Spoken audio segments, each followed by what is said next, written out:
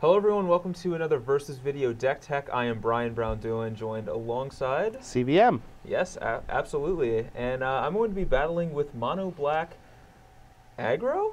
Yeah. Mono Black Aggro? Not quite the devotion. Yeah, I know it has been championed for some time by Mr. Swayze. Indeed. Mr. Larold Swayze. Patrick Larry Swayze has been championing Mono Black Aggro.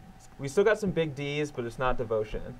But yes, I actually played this deck in a PTQ last season. Started out 4-0 before some Obsidats that I had signed earlier in the day actually came back to haunt me. Rats. And I lost 2 Obsidats that I signed, so that was a little unfortunate. Got knocked out of that PTQ. But the deck was good then, and I think it's still good now. It gets a huge addition in Herald of Torment.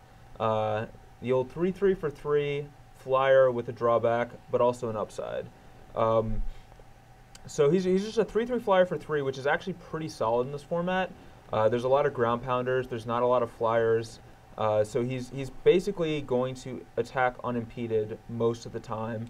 And then he does have the drawback that you lose a life each upkeep, but he has the upside that you can bestow it on a creature, which is pretty key because, as you can see, there's a lot of pretty bad creatures in the mix here that we're going to want to bestow Herald of Torment onto. So, especially a Tormented Hero.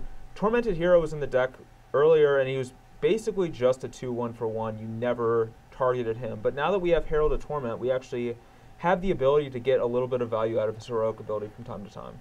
Yep. It's also really cute that in a pinch you can actually activate your Mutavault, bestow, battle for 5, and then just be left with the 3/3 flyer at the end of your turn that is untapped. Yes. So yeah, it's pretty cute. Yeah, there's a lot of cute interactions there. Also, this deck always played Lifebane Zombie, but it gets a lot more value out of it now than it did before because Green-Red is so popular now.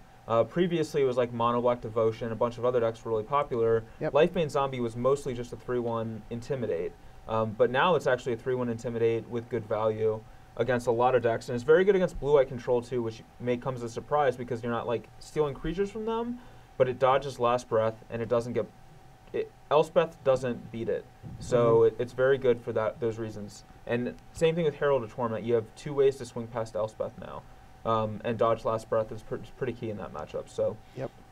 I think this deck got better. I'm not sure if it's still tier 1 or not, but I think it's pretty sweet. I made a couple of changes to Larry Swayze's list. Basically, I added 2 more lands, went up from 22 to 24, and I added 2 more Desecration Demons from 2 to 4 because I think Desecration Demon is very well positioned right now with all the monster decks. So very well. I wanted more demons, and I wanted more lands to be able to cast demons. And lands aren't actually bad in this deck because Pack Rat, Herald of Torment, and Desecration Demon all are better like when you hit more land drops. So there's really no issue to drawing extra lands when you have like mana sinks like that.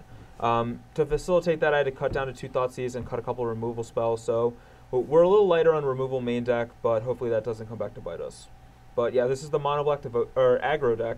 Not quite devotion. We will look shortly at the sideboard.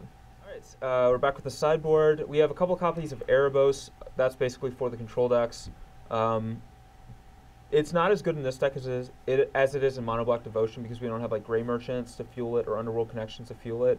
But it's still a very solid threat, and it still shuts off the life gain from Sphinx's Revelation, which is really key. Also, the life gain from Archangel of Thune, very key when we're actually trying to reduce the life total to 0 actively, much more than some of the other decks. And even though we don't have Underworld Connections, which dodges removal spells, so in the Black Devotion deck, it's really easy to make Erebos a 5/7. In this deck, it's actually going to be surprisingly easy because we have 2 of our 3 drops both have double black in their casting cost, so it's not out of the realm of possibility to be attacking with them too. Yeah, definitely. We have the other 2 Thoughtseizes. Those are going to come in a variety of matchups. Control decks, probably some other decks too. Like I'll probably bring it in here against monsters to try to strip their planeswalkers or big creatures early in the game. For Doomblades, I think Doomblade is exceptionally good right now, and I don't think people have really adopted it because monsters is so good right now that I think the stock of the card Doomblade has gone up significantly. Mono Black's not as big anymore.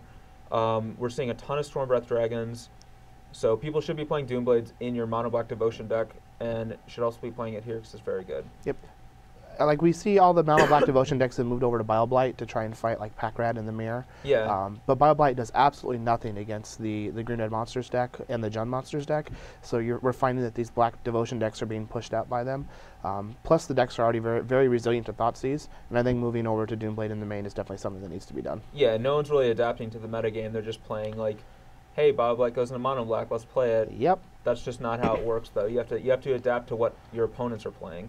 A couple of Dark Betrayals, 4 Mono Black Devotion, and then we have 4 Duresses, mainly for blue-white control.